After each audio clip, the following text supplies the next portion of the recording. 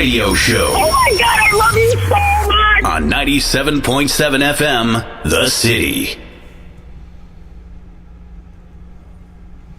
Greetings, blessings, and good fortune, everyone. This is part two, for those of you who don't know French, and neither do I. However, I am here right now with Dr. Stephen Missick, and he has a lot to share with us today about a book he has written. He's written more than one, but we're here today to speak about his book. I'm going to let him go through what it is that went into this book, how he researched, how he went through the whole process of authoring it. And then I'm going to play the role of the average inquisitive person and ask him questions. Unless, of course, you have your own questions, which I will be monitoring here on Facebook. So, here we are for part two of the Bitcoin Outer Show. Take it away, Doctor. All right, I just want to introduce myself really quick. I'm Dr. Stephen Andrew Missick. You were talking earlier about the difficulty in earning a doctorate, which is to have an accredited doctorate, it's difficult.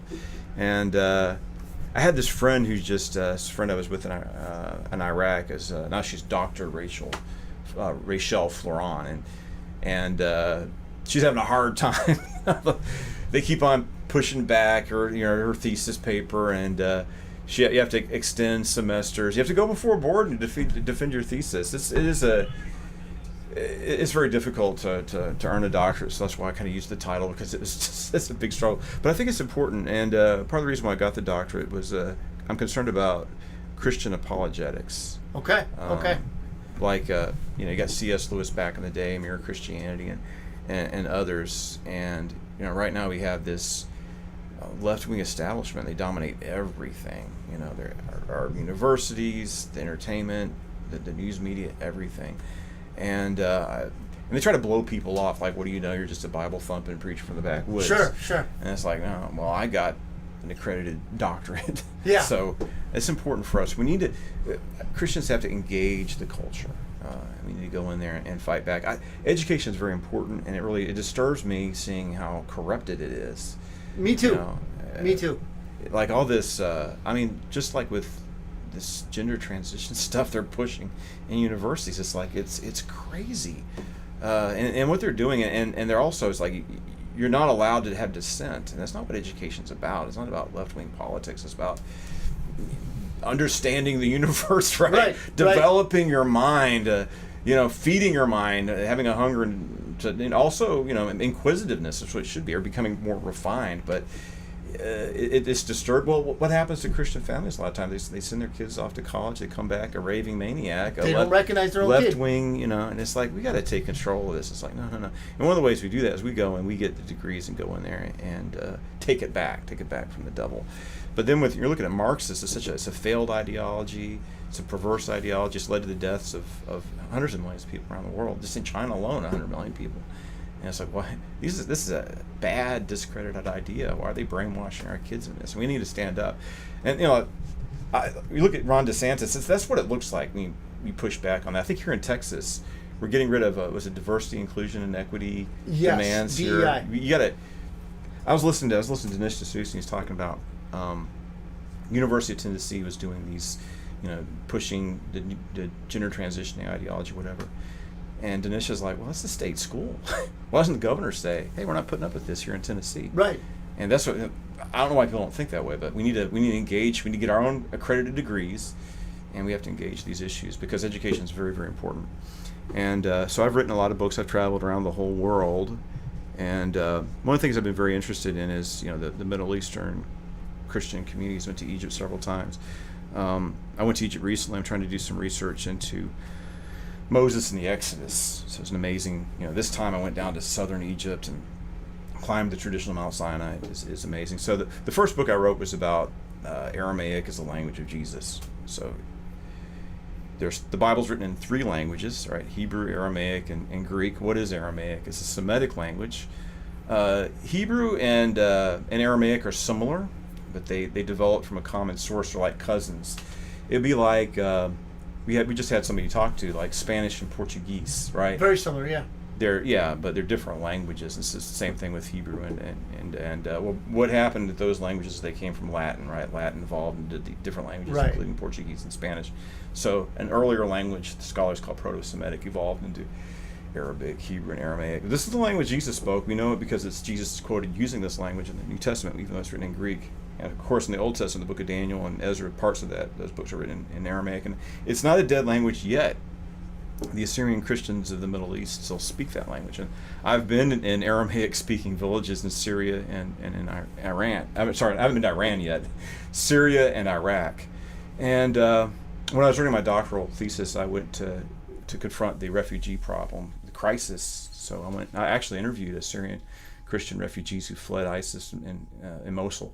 One of the things I'm working on right now is taking my doctoral project paper and publishing it as a book, and it talks about that issue. So I actually went to the Middle East and visited these Christian villages that are being attacked by ISIS, and there's a place in northern Iraq called Erbil. So we need to get in the Bible. I think it's important for us to discover the Semitic roots of the faith. Related to Aramaic, I got my movie about St. Jude Thaddeus. We'll talk about that in passing when we get to this book. But here in Hispanic Catholic culture, St. Jude Thaddeus is very popular. Okay. You see pictures of him all over the place. He's the patron saint of lost and desperate causes. But it's interesting, if you see the pictures of him, he's holding an image of the face of Jesus. And this is St. Jude Thaddeus, or they call him Mar Adai in Aramaic. That whole story, the legend of the face of Christ, that's from the city of Edessa, where Thaddeus went and converted the Assyrian king. So it's kind of interesting. We have this interest in the saint over here. So I did a movie, and I have 2 books about that are available. I got the St. Jude Thaddeus storybook. It's on Amazon. And then we have St. Jude Thaddeus, The Legend of the Shroud. So I did a docudrama series, and then we did a feature film with my brother. We've showed it here a few times. I want to try to make that available I need to get a hold of my brother. I'm doing a series right now. If you go to my YouTube channel, Apostolic Productions. Okay. And I'm trying to drop a new video about St. Jude every week. So okay. I think I'm behind a week, but I got all this footage. So what I do is I'm picking a subject and have the dramatization of it. I show the film clip, and then I talk about what the Bible says about it. There's a few stories where Jude appears in the Gospels, or their stories are related to Jude. So now I'm working on that, and hopefully I have the whole series done. Because I got this footage, I need to put it out there and make it available. I've worked on different things. As far as probably my best book, my first book I published was it's The Words of Jesus in the Original Aramaic, and it's about introducing the importance of the Aramaic language in the community that speaks Aramaic to this day. When ISIS went in there, it's really heartbreaking, because I was in Syria on September 11th. The week before September 11th, I was in Damascus, Syria when that happened. Wow. I was in the Middle East, but just a few days. Actually, that very day, I got back from the Aramaic villages in eastern Syria. It was really nice, just like farmland and villages, and really, talking to all the Assyrian people there. But those villages are pretty much emptied out. That community over there is literally decimated, where you have like 90% of those people are refugees, only 10% are staying in that region. Right. And I think you've seen in northern Iraq right now. It's a long story. I want to get to my book, but these are important issues. And the thing about the Assyrian people, I think it's interesting in that people want to get something. There's a movement to get back to the Jewish roots of the faith, or the Semitic roots of the faith. And it's like, well, people don't realize that. This guy, I did some teaching videos on this recently, but there's this Aramaic songbook that was found. It's from the 1st century. The Assyrians have preserved it to this day. It's called the Odes of Solomon. And it probably dates from the 1st century, probably 40 or 50 years after the death of Jesus. So it's a Jewish Christian psalm book from the 1st century, written by someone who had been a part of the Dead Sea Scroll Qumran community, who converted, he's a Jewish person, believed in Jesus as Messiah. So it's like, or the story of St. Jude Thaddeus himself. Or it's interesting, in the Aramaic Bible called the Peshitta, the book of Psalms has like 5 extra psalms. It's got Psalm, in our Bible, Psalm 150, that's the last psalm. Right. You have 151, 152, 153, 154, 155. So people say, well, Apocrypha. Yeah. Yeah, but they found those psalms in the Dead Sea Scrolls. So they found a lot in the Dead Sea Scrolls. But it's like people assume, just somebody made these psalms up and stuck them in the Bible, but No, this shows that the Assyrian church has first century Jewish roots. Right. So it's a way to, and that's what my book's about. It's trying to explore the. So did those people have anything? Were those the Essenes, or was that a separate group? That's kind of controversial, I think. Now, most scholars assume that they were Essenes because it was like a monastic community. Right. And that's how Josephus and Philo of Alexandria described the Essenes. But there's a lot of differences, too, between how the Essenes are described in that community. The community that produced the Dead Sea Scrolls called themselves the Yahad. And they seem to be a hybrid group. The reality is, Judaism was probably much more diverse than we thought in the time of Jesus. Right. That's probably oversimplification to say, well, there's Pharisees, Sadducees, and Essenes. And then I think Josephus says there's 4 sects: Pharisees, Sadducees, Essenes, and he says the Zealots. He considered them as a sect, but it's probably much more diverse than that. Just look at the Protestant churches. We just Protestant, and that's all kinds of different. Or the Catholic Church. There's different. Different Orthodox and well, especially look at the Orthodox Church. You got Serbian Orthodox, Russian Orthodox, Greek Orthodox, Coptic Orthodox, Ethiopian Orthodox. There's a big diversity in there, and that's probably the case. The Essene community, some of their theology seems more close to the Sadducees than the Essenes, but some people have said, look at this giant library of books we found, over 11 caves crammed full of scrolls, and that's the 3rd time scrolls have been discovered in the Dead Sea Scrolls. In the Dead Sea area. Origen mentions them finding scrolls. Origen's writing around 180. And then there's, I think around the year 700, there's an Assyrian patriarch called Timothy the Great. And he mentions, he's trying to study the Psalms, and he talked to a Jewish person who recently discovered scrolls in the cave in the Dead Sea area. Right. So 1948 is actually the 3rd time where there's a discovery of scrolls. In fact, there's a place in Cairo called the Cairo Geniza where they bury old biblical manuscripts. These got the holy name of God on them. We're going to bury them. And they found certain scrolls that are found in the Dead Sea Scrolls were already found in Egypt. Probably because when they had one of those earlier discoveries, one of those Dead Sea Scrolls made its way to Egypt. So some people said, well, this is not the Yahad's library. This is the temple library that's stored out in the desert for safekeeping during the Jewish War. That seems like a credible and compelling argument. But then there's a lot of sectarian documents, though, that describe this particular Jewish community. So I don't know what the answer is to that. It's going back into history that way. It's like if that was the temple's library, which is possible, how come all this sectarian literature describing this one? And then we don't even understand this sect because it talks about being founded by somebody called the Teacher of Righteousness, and he's fighting against the evil priest. And they don't know who the Teacher of Righteousness or the evil priest was. I mean, they have theories. Right. They might have compelling theories. Does that tie into the Sons of Light and the Sons of Darkness? That's one of the Dead Sea Scrolls, actually, the war of the Sons of Light versus the Sons of Darkness. But in these scrolls, it refers to their founder, the Teacher of Righteousness, but it doesn't give them a name, doesn't give the full story. But another thing about the Dead Sea Scrolls, there's a lot of deterioration. There's holes in the manuscript, and or just pieces. That's why a lot of scrolls were delayed in publication until the 80s and the 90s, actually. Even though discovered in 1948, because part of it is like they're a jigsaw puzzle, and the scholars they were assigned these manuscripts, and they're holding on to them. They didn't want to publish them. I guess they wanted to do the exhaustive. Right. They wanted to say everything that could possibly be said about that document before they published it. But what happened is they had a concordance, and someone reverse engineered the Dead Sea Scrolls that were being hidden. So then they were forced to publish because somebody got a hold of the concordance and reconstructed the text. Anyway. Excellent. So that was like 90, a rebel. 93, 94. I enjoy those stories. That's one of the most significant biblical manuscript discoveries of all time. People don't realize the oldest Hebrew manuscript we have in Hebrew.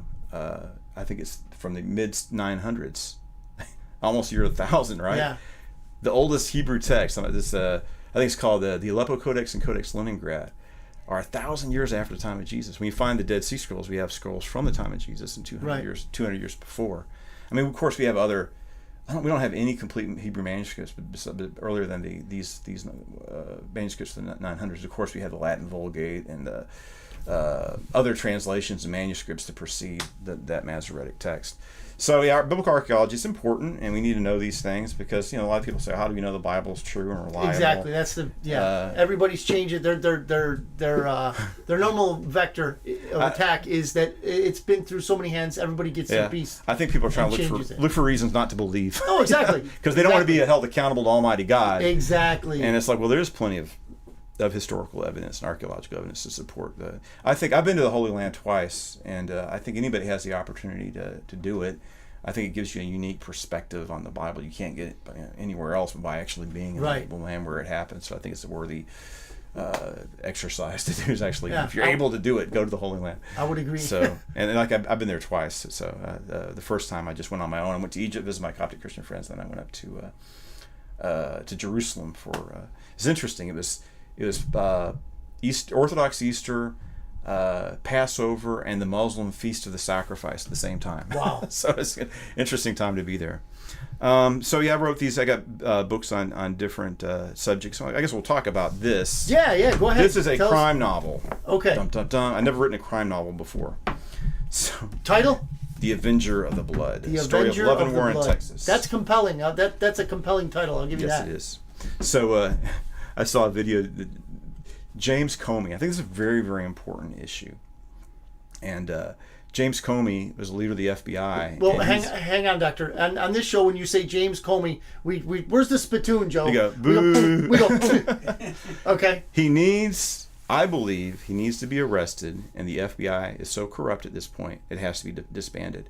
I can't disagree. I'm going to tell you something they're doing. I was thinking about this. This is what they're actually doing, right? They're infiltrating traditional Latin Rite Catholic churches. You know what they're going to do? I can tell you exactly what they're going to do. I've heard about this. They're going to try to organize bombings and abortion clinics. You know what? Hang on 1 second, ladies and gentlemen. You've been around this show, okay?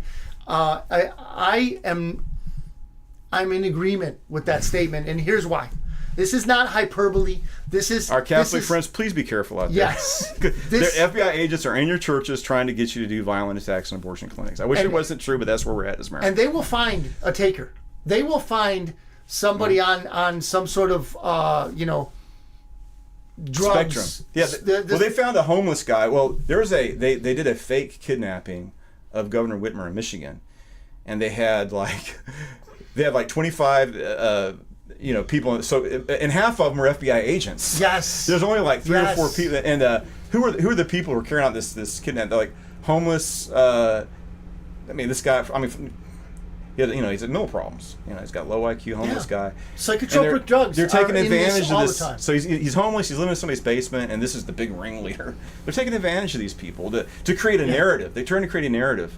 Oh, look, these conservatives are dangerous, and they're behind it. The whole thing, and most of the people were found not guilty from that before the court because the FBI involvement with that was exposed. But they raided. This is crazy. This is where the FBI is right now. But you had a pro-life activist, and he did nothing wrong. So what happened? I saw the video. He was over 200 feet. At least away from the entrance of the abortion clinic. I read a little bit about this. And then this crazed activist goes and starts pushing his son. And it's like, hold on, don't touch my son. And they raided his house at the break of dawn and holding a gun in front. The whole SWAT team, 30, 40 people, kicking the door down, holding guns at him and pointing guns at him in front of his kid. Why are they doing that? To instill terror in pro-life activists. This is that. In my opinion, that they've descended into being a terrorist organization. They've betrayed the public trust. They need to be held accountable, and couldn't agree more. They've been exposed. I mean, just what happened even today. Congress says we want to see this document. You can't see it, and then finally said, okay, we're going to find you in contempt of court. I'm surprised. He finally, once he realized he's going to be found in contempt of court. Okay. And he knew that they had already seen it because he denied it at first. No. He didn't know until the last time they spoke to him. He tried to deny it existed, and then they told him. We saw this week, I think, or last week, last Monday or Tuesday, they told him, it's like, we know the document exists because we've seen it. It's like, exactly. So, and then it's like, oh, you can see it, but nobody else. It's like, okay, no, we have the right to see it. But, this is The FBI is unaccountable to the American people. They're a rogue agency, and they've been bad from the very beginning. Honestly, J. Edgar Hoover was a villain. He's a pervert. And this is, and let's put the caveat out there. Yeah. There are good, and I know some good FBI agents. Boots on the ground. Right. These people, they want to solve crimes. They want to be a force of justice in the land. Yeah, I'm sure there are But people then, like that. then you have the leaders. So the question is the FBI rotten at the core, or is it rotten to the core? I'm disturbed that they could carry out an operation against the pro-life family. You think somebody's like, what is this? What I joined the FBI for?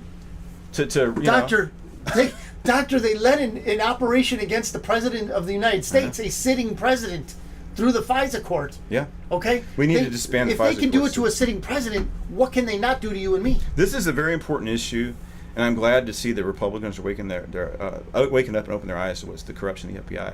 They have to be held accountable. We need a purging at the top, at least. I think we should totally disband the FBI, and if they have to have something like that, it needs to be made where it's more subservient to Congress, apparently, because it's out of control.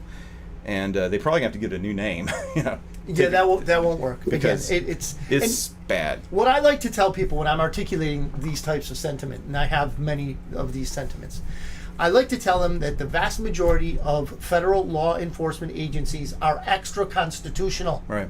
Perhaps even unconstitutional, right? Right. A very few handful Right. are constitutionally mandated. Right. We have Customs, Right. we have Border Patrol, Right. okay? Right. We have the Treasury.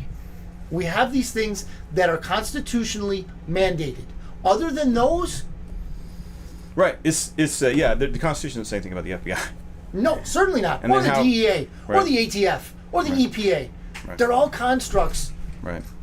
to control us. I think they're out of control and need to be reined in. So anyway, James Comey recently wrote he wrote his own crime novel, and he's like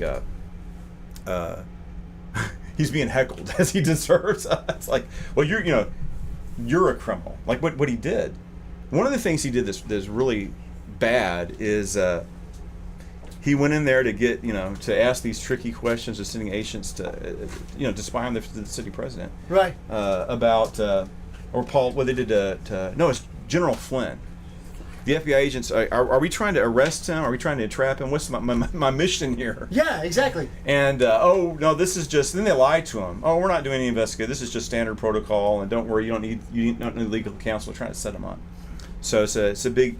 So James Comey was over that. So is Christopher Wray. I believe James Comey needs to be arrested. Christopher Wray needs to be arrested. Also, this book has a section about January 6th. I was there. Oh, preach on, brother. And it talks about what I was there at January 6th from 6 o'clock in the morning. I was at the Washington Monument. I went. I got interviewed, or I interviewed the guy that does Epoch News. Yeah, cool. Mr. Romanoff. I talked to him. Yeah, I'm a subscriber.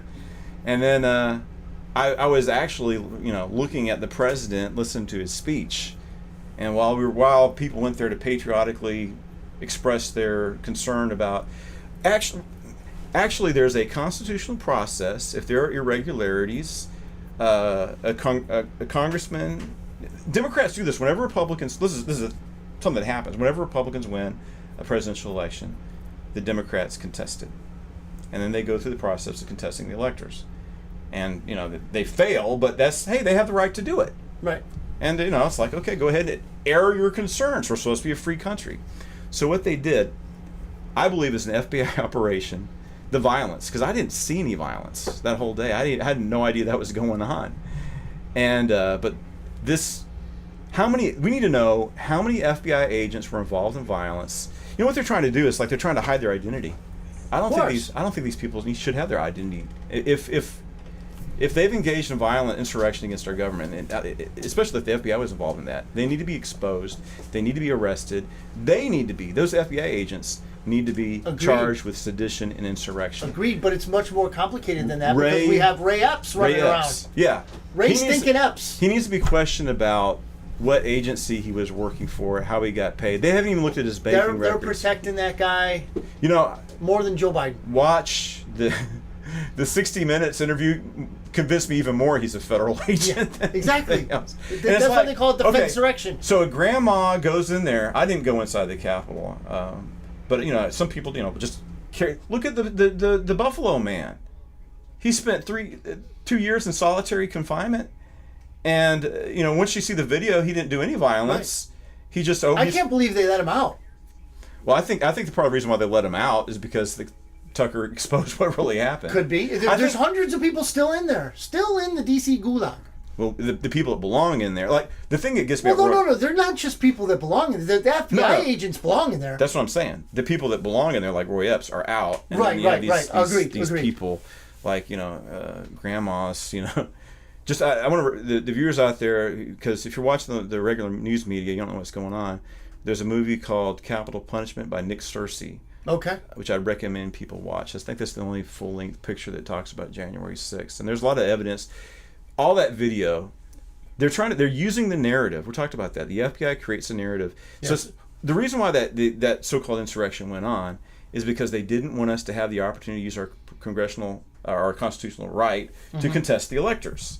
They wanted to ram through ratification because of they didn't want people to see the evidence of the irregularities, right? Of course not. So we're gonna have a riot, and there's a riot. We're just gonna ram through ratification right now. Oh, stop the contesting the electors, right? But because there's a riot, which we were in on, It caused. I mean, they literally lobbed incendiary grenades into the middle of the crowd purposely, so that the front part of that crowd would rush the barriers. And look at Roy Epps, the whole thing. Ray Epps, whatever his name is. He needs to be really, really questioned. This is it's bad enough. Okay, so phase one, let's silence the opposition.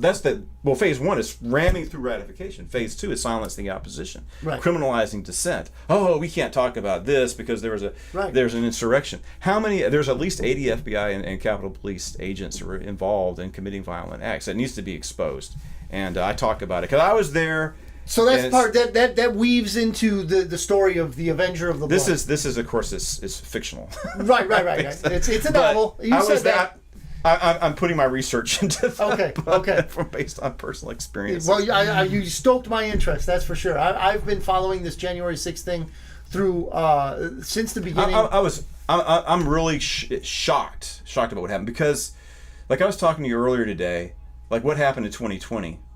Where you have hang on 1 second. I want to add something quickly that I spoke to Joe about this week. Okay, within a matter of days between the last show I had and this show, both Facebook and YouTube, right.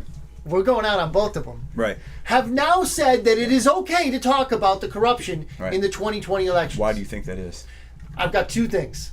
I think because the boss, Donald Trump, is not talking about it anymore. He's focusing forward. He's focusing on the future. He's not there. Two, they're not going to use the same tactics. Right. We should never... People, the Republicans say that. Let's not talk about the past. Let's move forward. Wrong. This is someone stealing a presidential election. It's not something you just move away from. I agree with you. We've got to talk about it. And people being, having their rights violated the way they... And the stories of people in this D.C. gulag are terrible. Like a man has his arm broke and they don't treat his arm for like 3 weeks, or somebody's on cancer medication, they're not giving him his cancer medication. Yeah, they withhold the medication. It's crazy. And apparently there's like the prison guards are foreigners from some African tribes that are like racist and they're hateful and doesn't mean. surprise me. It's new to me. What you just said now is new to me, but it does not surprise me. I was thinking, it's like, why did they change that policy? They took my channel down for one of the strikes I got was I was at President Trump's NRA convention speech and I uploaded it and they gave me a strike for it. Oh yeah. Saying as electress, like I don't even remember him talking about that in the speech. Which platform was that? That was YouTube. Okay. YouTube. Yeah, they took one of mine down too. They took my whole channel down. Wow. I had millions of views and 5,000 subscribers that I built up, and they took that down because of my concerns about our constitutional rights being violated on the basis of COVID and the irregularities in the election. But why can we talk about it now? Probably because they're going to lose, unless they're probably going to lose in 2024. So then they always claim, yeah. So they need soon. They're going to need to be claiming voter fraud. So they have to policy. Well, one of their own candidates that'll never get in. He's going to get Bernied. Is a very intelligent RFK Jr. He's a moderate. He's That's not where the party is right now. He's outside of the cabal. He's outside of their. They don't want to. A moderate cannot win the. He's going to get Bernie. He's going to get Bernie. So, what are some other reasons? Dinesh D'Souza said that the real reason is because it doesn't matter at this point. Yeah. What's the point? We can't reverse it. There's no movement to go back. That's why they're stopping, because they weren't stopping us from talking about it because nothing happened. They're stopping us talking because things did happen. And so anyway, when I went to, it's like they stole the election. I don't believe it. When you count 80% of the ballots and a candidate is like 170 plus of the votes, and that's it. Statistically, it's not going to be reversed. Right. And yet it was. Well, let me ask you this: has any of that made its way into the book? I mean, how? Give us talk about that a little bit. Give us like a sketch of it, like a skeleton outline of it. I kind of ramble on about that in the book. Okay. But I do try to. I would point people to like the capital punishment video, but other books that I think Julie Kelly has written some books about Julie Kelly is on Twitter. She has her book. She is very good. She's excellent. She Dinesh does great work. D'Souza's 2,000 Mules. 2,000 Mules. This is the thing. You and I can speak about these things right now ad infinitum. We could be on here all night, and there still will be people who watch TV, and those people who watch TV will not believe anything but what is on TV. Yeah. Well, sadly, I'm hopeful for 20. A lot of things they did. It's going to be they use COVID to stuff the ballots. Sure. And I don't see people putting masks on and being locked down again, because I think people are done with that. So I hope so. They can't do that again.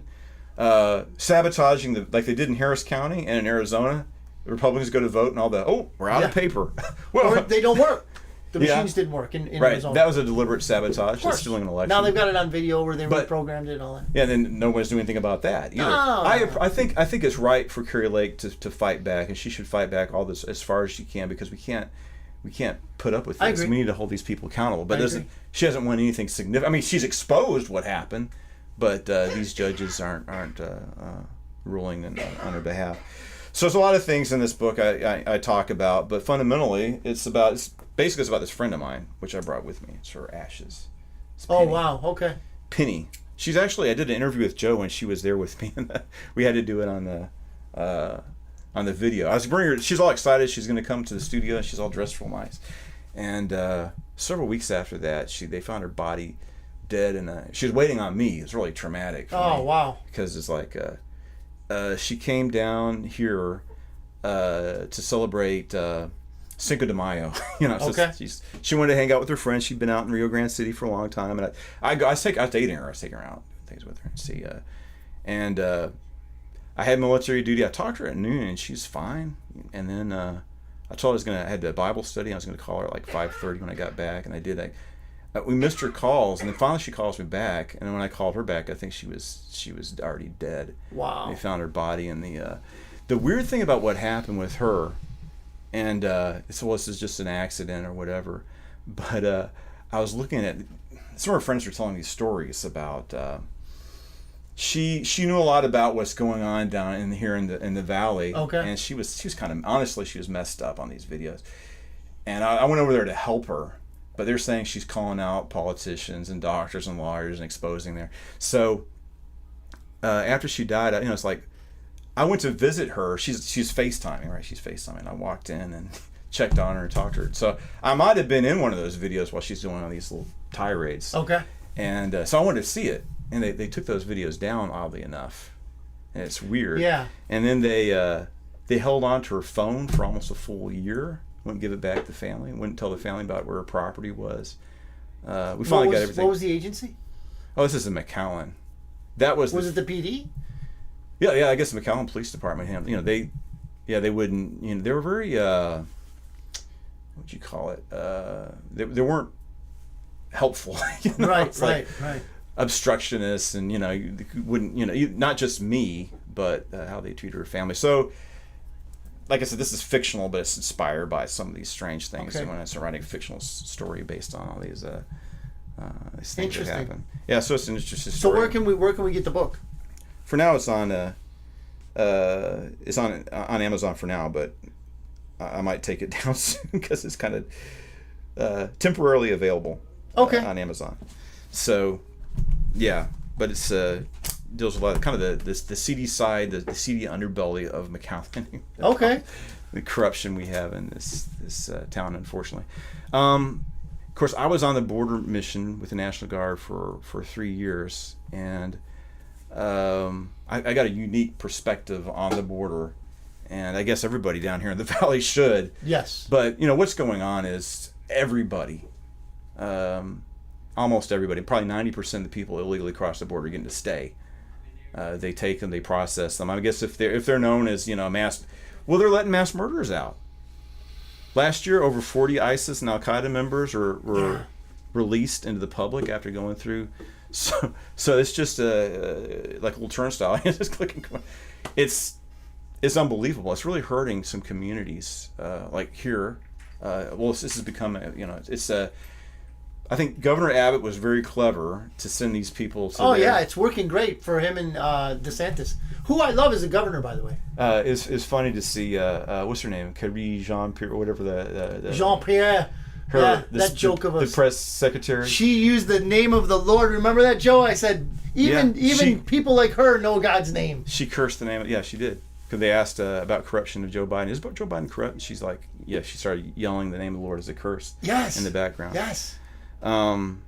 But she's saying, well, this is wrong for us to send migrants to these communities because in Democrat, if you send a Democrat cities, it's creating a strain on resources. And the funny thing is that in Chicago, it's like, well, this is changing our demographics and our electorate.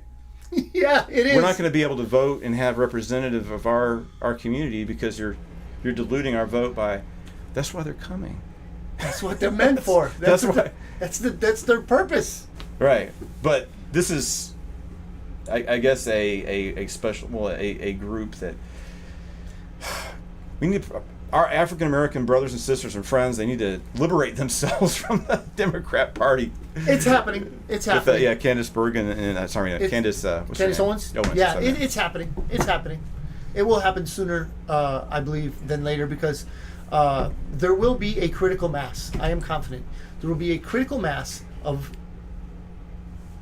conditioned, programmed Americans that will wake up. What I hope at some point or another is I just think it's gonna. Our country's had problems in its past, like every nation in the world. But I think what America means something, right? With our Bill of Rights and our Constitution, it's a unique country that believes in freedom, the value that like our Declaration of Independence. I don't think there's any document like that around the world or in world history. No. That we're endowed by our Creator with certain inalienable rights, life, liberty, and the pursuit of happiness. That we, in our governing documents, are going to acknowledge God, and the God is that we're created in His image. We have value, and God's endowed us with rights. Yes. And that's why we have freedom. Freedom brings about prosperity. When you have loss of freedom and loss of opportunity, but it's not just about finances and economics. It's about liberty. And they're taking that away from us, like what happened on YouTube. If I was wrong about voter fraud, so what? I don't believe. I think it's. Could you imagine in the United States of America, to silence people? Like I have to listen to Democrats complaining about Bush. Jeb Bush gave the election. The Supreme Court gave the election to W. Bush. Which they did. They did. That's what Republicans are just as dirty, nasty, and lying creatures as Democrats. But I don't agree with them. But, hey, it's a free country. They get to say what they want, right? But then not only are we silenced, like we are what happened with me on YouTube, but then with the Twitter files, we're seeing that the FBI is directly involved. Yes. So now we have the United States government, because that's what the FBI, even though they're not constitutional and accountable to government, it's part of our government, silencing people. And, like I said, that YouTube channel I built that. I built up. Right, but they don't. I got those views, and then they take it away from me because, you're not participating in the narrative. You're saying things we disagree with. You're expressing dissent. We're going to silence you. You can't talk about this issue. You can't talk about that issue. You can't talk about anything, really. So this a very dangerous trend. And then our young people don't value freedom, especially they come out of these colleges and universities. Don't see the value of freedom, and that's. You should believe that should be how you get to truth, right? One side says this, one side says that. They hash it out, and then truth will prevail. But now it's like this is the narrative, You're going to abide by it. You're going to shut up. No questions. We're going to shut you up. The big boot of the FBI working through these tech tyrant companies is going to silence you. So, yes, well, let's see how your book goes, man. Well, let's hopefully they won't silence. It's a crime. It's got sex and violence in it. Well, then they're gonna love it. They're gonna love it. I guess. It's just the nature of the story. Yeah. I don't see how to if get it's away realistic, you can't get away from that stuff. Yeah, especially what's going on in this in this area. Well, I'm interested in checking it out. Yeah. We're going up at about 8:00. What else would you like to add before we close out? With everything that's going on, and I talk about these things in this book, and I think I'm dealing with a lot of important issues. But I think that it's important for us to get back to the simplicity of the gospel message, right? And I think I was on the right track. I was right. I took a lot of opposition. I mean, it was difficult, dealing with the death of Penny, how she died, and, feeling culpable. Why did I miss her call? How come, and then, she died waiting on me at Place With Your Mind. Then my father died of COVID, and a lot of people in our church, even the cat and dog died around that, sadly. Wow. It was really brutal, and, everything in disarray and turmoil. My life's still in turmoil, and, from all this disaster of, I guess, 2020. We're right to talk about these issues. And that's what happens. That's the way the devil is, right? When somebody's on the right track. Jesus himself said this. He says, blessed, in the Beatitudes, blessed are you when men persecute you and abuse you and say all manner of evil against you falsely for my sake. For rejoice, for so they treated the prophets before you. And what do you when people speak well of you? Because, I remember Pope Benedict, I'm not Catholic, I'm evangelical, but Pope Benedict recently died. I kind of admired him because he's like, he becomes Pope, and it's like, what are we going to focus on? Let's do the life of Christ. We do a series of Bible studies, the life of Christ. That's what we need to focus on, the essentials of the gospel message. And he's a theologian. And the world hated him. They hated that man. Yeah. And then they got what they wanted now. Then he resigns, which is odd, and they bring in a new Pope, and he's talking about socialism and Marxism, that's that bad. And I think it's where it came from. I think he just got this, from the fascist till the fascism and National Socialism is the left-wing movement. National Socialism. That's why they fled there, and they're still held by that left-wing fascist ideology to this day. That's where he grew up. All these Italian and German National Socialists went to the Peronistas in Argentina. Right. That's why they're coming there, because Argentina was. Spain, Portugal, and Argentina were fascist. They didn't collapse. And this is a left-wing ideology, and they're still that way. So he grew up in that left-wing culture, and I think that's what he's a product of. I've had friends from Argentina, nice people, but it's like, they're left-wingers. It's just that culture there. So the world loves Pope Francis, and they hated the Pope who was focusing. The one that focused on Jesus Christ was taken attacked. The world doesn't want to hear. The world, so to speak. So anyway, all this stuff going on. It's like, well, I did a book called Jesus the Nazarene, and it's like, we need to focus on the life of Jesus. People don't even know, our young people don't even know who Jesus Christ is. They don't know the plan of salvation. We've failed so much. Sadly. And it's easy, right? Jesus said, whoever wants to, come as a child. You must be born again. And, it's like you get like a little gospel track, and it's like the plan of salvation on the back. But it's that simple. Right? Repent, believe, accept. The ABC, accept, believe, confess, and you're born again, you're saved, but not by your own effort, but by the grace of God. And why are we losing an entire generation? And then are they offering anything better? No. Look what's going on in society. It's just, it's so but you can get immersed in virtual reality now. That's a whole nother rabbit hole. We need to, Jesus said, if I, the Son of Man, be lifted up, I will draw all men unto me. And we need to lift up the gospel of Jesus Christ. In Aramaic, it's Yeshua, the Messiah. And that's what we need to do, is focus on no matter what happens in the world. Amen. Christ is the answer. Agreed. But I think that what's happening is I think we're seeing a big division, light versus darkness, good versus evil. And there are people who cannot abide God and Christ, and then those who accept it. So we're seeing a divide, and we just need to let liberty prevail, let the truth of Christ prevail, the gospel prevail in all this, because the message, the gospel message fundamentally is about love, forgiveness, compassion anyway. And that's what the world needs now more than ever. Can't argue with that.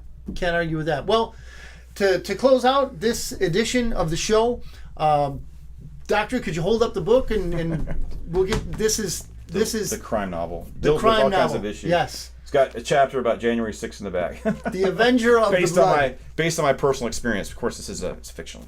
Yes. It's fictionalized. Of course, fictionalized, and give it a shot. It's right now. It's on Amazon. Might not be there for much longer. The Avenger of the Blood. Well, we're about to take off right now. We enjoy the fact that you have enjoyed this show, this presentation, this interview, and we will have more. Dr. Missick is not a stranger to the Valley. He's going to be around here for a while. Time to time. Yeah, from time to time from his world, literally his world travels. So, anything you want, could you give some info where to contact you if Well, somebody look wants at to know right now. Well, I'm on Rumble. It's Dr. Missick, D_R_MISSICK, and I'm also on YouTube, which is Apostolic Productions. And some of my films are up on YouTube as well, and a lot of Bible teachings. Excellent. So, like when they're censoring me, it's like I'm not always just raving about politics all the time. Sometimes, we're talking about archaeology and things like that. So, but they still ban my channel. I know. It's they're going to go away. They can't survive. I hope so, because I said, freedom's the best way, and that's what we need more freedom. Amen, the world brother. needs. If people if they would accept the ideals and Constitution in these countries in Central and South America, they would create flourishing societies. They wouldn't have to flee to come over. I agree. Maybe next time you come on the show, we'll talk about El Salvador. Yes. They got some great things going on there. Thank you, everybody. You all have a great week, a great day, and be blessed, please. Bye. Let's go! This is the Bitcoin Otter Radio Show. Oh my God, I love you so much! On 97.7 FM, The City.